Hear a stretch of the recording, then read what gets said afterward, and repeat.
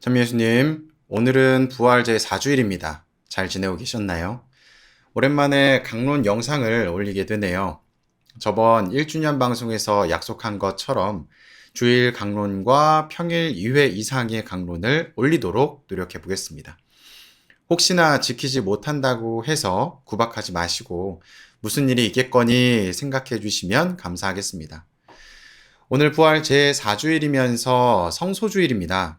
성소주일은 거룩한 부르심을 뜻하는 날이며 성직자와 수도자들의 성소를 기억하는 날입니다. 하지만 이 날은 사제의 성소, 수도 성소뿐 아니라 혼인 성소까지도 함께 기억해야 합니다. 그 이유는 혼인 성소 또한 거룩한 하느님의 부르심이기 때문입니다. 따라서 특별한 신부님이나 수녀님만을 기억하는 것이 아니라 나와 배우자, 그리고 내 주변의 사람들도 기억해야겠습니다. 오늘 일독서인 사도행전에서는 베드로와 사도들의 이야기가 등장합니다. 베드로는 사람들에게 그리스도의 가르침을 선포하다가 병사들에게 붙잡히게 됩니다. 그리고 백성의 원로들과 지도자들에게 신문을 받게 됩니다. 그리고 오히려 베드로와 사도들은 백성의 원로들과 지도자들을 신문하기 시작합니다. 베드로가 믿고 따르는 예수님의 이름만이 구원을 얻을 수 있는 이름이며 당신들이 박해하고 죽였지만 그분께서는 오히려 모퉁이의 머릿돌이 되셨다고 밝힙니다. 그러면서 이런 성경 구절을 이야기합니다. 집 짓는 자들이 내버린 돌 모퉁이의 머릿돌이 되었네. 많이 들어보신 내용이죠. 집 짓는 자들은 백성의 지도자들과 원로들을 이야기합니다. 이들은 하느님의 집인 성전을 지을 때 가장 중요한 예수 그리스도를 받아들이지 않았고 배척했습니다. 하지만 버림받은 그 돌은 모퉁이의 머릿돌이 되시면서 영원히 기억될 이름으로 남게 됩니다. 그분의 이름으로만이 구원받을 수 있기 때문이죠.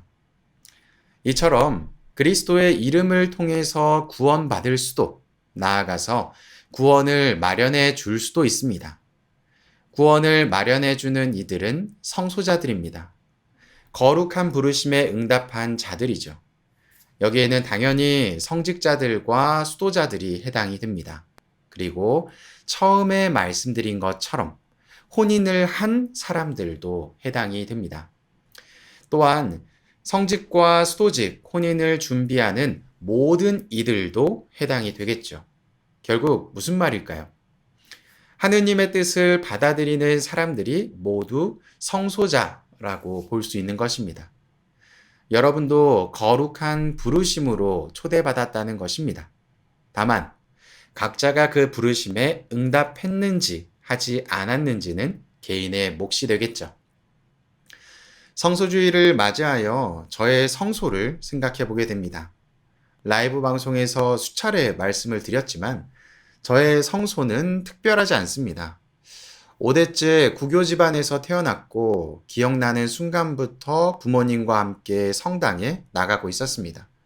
그리고 유아 세례 이후 첫 영성체와 복사단 입단, 가톨릭 재단의 중고등학교 입학, 견진 성사 등을 거치면서 자연스럽게 신학교에 입학하게 되었습니다.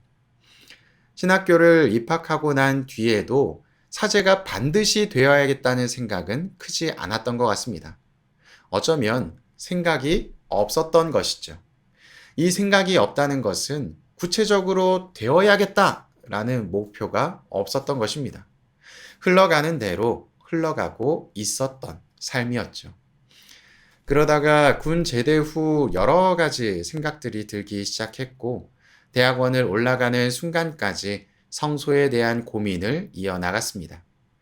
그 당시를 오늘 복음으로 비춰 본다면 삭군의 삶이라고 표현하고 싶습니다. 양을 치는 임무는 주어졌지만 내 것이 아니라는 생각에 직능적으로 살았던 시간일 것입니다.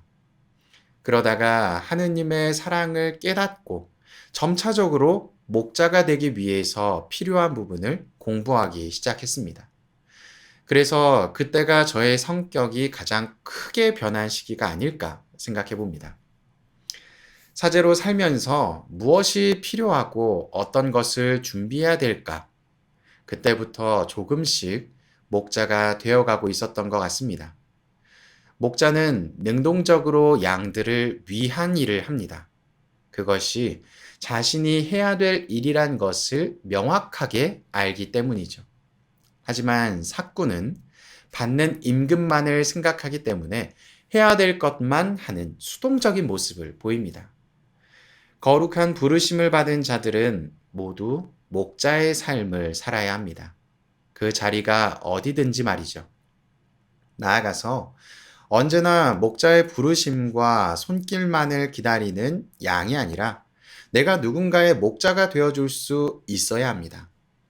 이 이야기는 나의 성소가 무엇인지를 깨닫고 내가 받은 성소에 능동적이고 사랑 넘치는 모습으로 임해야 된다는 것을 의미합니다.